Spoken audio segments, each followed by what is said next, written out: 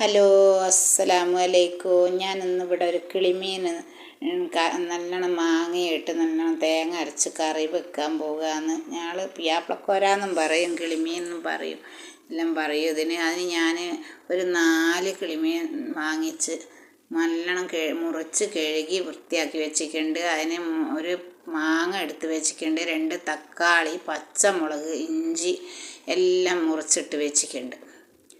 ഇനി നമുക്ക് വീഡിയോയിലേക്ക് പോകാം, കറി ഉണ്ടാക്കുന്ന വീഡിയോയിലേക്ക് പോകാം. അതിൻ്റെ ഇടയ്ക്ക് എൻ്റെ വീഡിയോസ് എല്ലാവരും ഒന്ന് ഫുള്ളായിട്ട് കാണാൻ ശ്രമിക്കണം.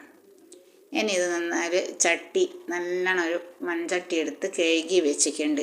ഞാൻ അതിലേക്ക് ഒരു 2 സ്പൂൺ മുളക് പൊടി ഇട്ട് കൊടുക്കുന്നുണ്ട്. 2 സ്പൂൺ മുളക് പൊടി ഇട്ട് കൊടുത്തിട്ടുണ്ട്. ഇനി അതിലേക്ക് 1 സ്പൂൺ മഞ്ഞൾപ്പൊടി, 1/4 ടീസ്പൂൺ ഉലുവ, 1 സ്പൂൺ ഉപ്പ് എല്ലാം ഒന്ന് ഇട്ടിട്ട് നമ്മൾ മുറിച്ച് വെച്ച ചിരവകളെല്ലാം അതിലേക്ക് ഇട്ട് കൊടുക്കണം.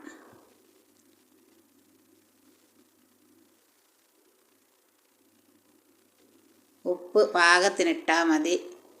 ഞാൻ കൈകൊണ്ടൊരു സുമാറിട്ടതാണ്, സ്പൂണിനൊന്നും അളന്നതല്ല. ഇനി ഞാൻ മുറിച്ച് വെച്ച ഇഞ്ചി, പച്ചമുളക്, മാങ്ങ, തക്കാളി എല്ലാം അതിലേക്ക് ഇട്ട് കൊടുത്തിട്ടുണ്ട്. ഇനി നമുക്കിത് കുറഞ്ഞ വെള്ളം ഒഴിച്ച് ഒന്നിത് കലക്കി ഞാൻ ഗ്യാസ് ഓണാക്കി ഗ്യാസുമ്മലേക്ക് വെച്ച് കൊടുക്കുന്നുണ്ട്. കുറഞ്ഞ വെള്ളം പാർന്നാൽ മതി. എന്താണെന്ന് വെച്ചാൽ ഈ കിളിമീനിന് അധികം എരിവ് പറ്റൂല, എരിവ് കൂടുതലായ ഇതിന് ടേസ്റ്റ് കിട്ടൂല. അതുകൊണ്ട് കുറഞ്ഞ വെള്ളം ഒഴിച്ചിട്ടാണ് അടുപ്പത്ത് വെക്കുന്നത്.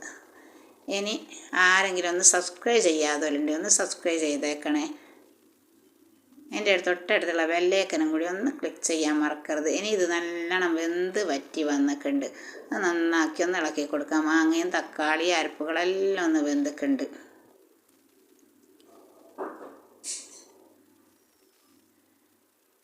ഇനി ഞാൻ മുറിച്ച് വെച്ച കിളിമീൻ ഇതിലേക്ക് ഇട്ട് കൊടുക്കുന്നുണ്ട്.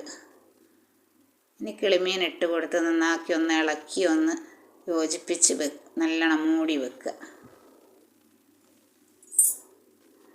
എല്ലാവരും ഒന്ന് ലൈക്ക് ചെയ്യുക, ഷെയർ ചെയ്യുക, എല്ലാ കൂട്ടുകാർക്കും ഒന്ന് ഷെയർ ചെയ്ത് കൊടുക്കുക. ഇനി ഇതൊക്കെ ഒന്ന് നല്ലോണം അമർത്തി വെച്ച് ഞാനിനി അതൊരു മൂടി കൊണ്ട് മൂടി വെച്ചിട്ടുണ്ട്. ഇനി നമുക്ക് ഒരു മുറി തേങ്ങ ചിരകിയെടുക്കണം. ഇനി ഞാനൊരു മുറി തേങ്ങ ചിരകിയെടുത്തിട്ടുണ്ട്. ലേശം വലിയ ജീരകം എടുത്ത് വെച്ചിട്ടുണ്ട്, ഒരു 1/4 ടീസ്പൂണോളം. ഒരു 3-4 ചുള ചെറിയ ഉള്ളി ഇറന്ന് വെച്ചിട്ടുണ്ട്.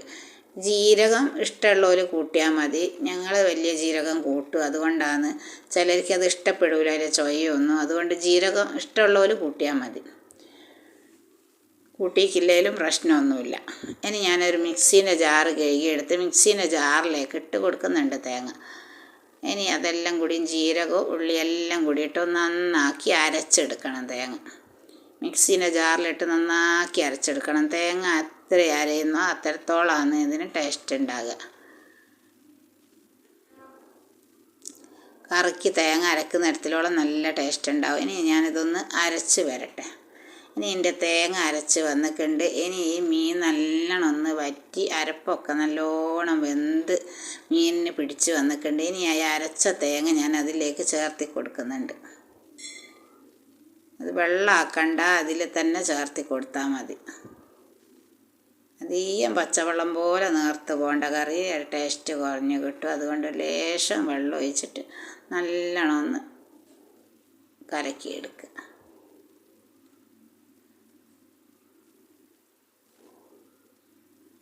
മഞ്ഞൾപ്പൊടിയൊക്കെ ഓരോരുത്തർക്ക് ഇഷ്ടം പോലെ നോക്കിയിട്ടിടാം. ഞാൻ ഒരു ടേബിൾ സ്പൂൺ